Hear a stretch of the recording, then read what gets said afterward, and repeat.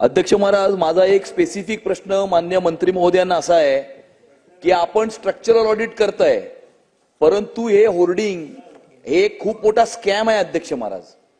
हा स्कॅम असा आहे की होर्डिंग मध्ये सँक्शन साईज किती आणि त्या साईजच्या अनुसार त्याची लायसन्स फी ही महानगरपालिकेच्या वतीने आकारली जाते।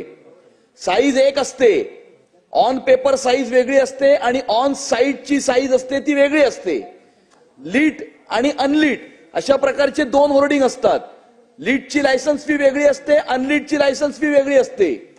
अनलीट दाखवून लाईटचे होर्डिंग लावले जातात, त्याची कमी लायसन्स फी भरली जाते। त्यामुळे माझा स्पेसिफिक प्रश्न असा आहे की आपण सर्व स्ट्रक्चरल ऑडिट करा, परंतु या होर्डिंगचं कॉम्प्रिहेन्सिव्ह ऑडिट होण्याची आवश्यकता आहे। कॉम्प्रिहेन्सिव्ह म्हणजे त्या ठिकाणी लीट आहे, अनलीट आहे, साईजच्या अनुसार पेपरवरची साईज आणि साईटवरची साईज। त्यामुळे माझा प्रश्न असा आहे की मुंबई महानगरपालिकेच्या अखत्यारीमध्ये असलेल्या सर्व होर्डिंगचं कॉम्प्रिहेन्सिव्ह ऑडिट करणार का आणि ते किती दिवसांमध्ये करणार? अध्यक्ष अमित साटम साहेबांनी जो मुद्दा या ठिकाणी मांडला त्या पद्धतीने देखील महानगरपालिकेला निर्देश दिले जातील आणि त्यांनी सांगितलेली वस्तुस्थिती खरी आहे, जीच आता वरुण सरदेसाई साहेबांनी सांगितली की या ठिकाणी जर साईज वेगळी परमिशन दिलेली असेल आणि वेगळ्या पद्धतीच्या साईजनं होल्डिंग उभी केली असतील तर त्याची देखील माहिती घेतली जाईल आणि जी अमित साटम साहेबांनी मागणी केलेली आहे त्या पद्धतीने कार्यवाही केली जाईल।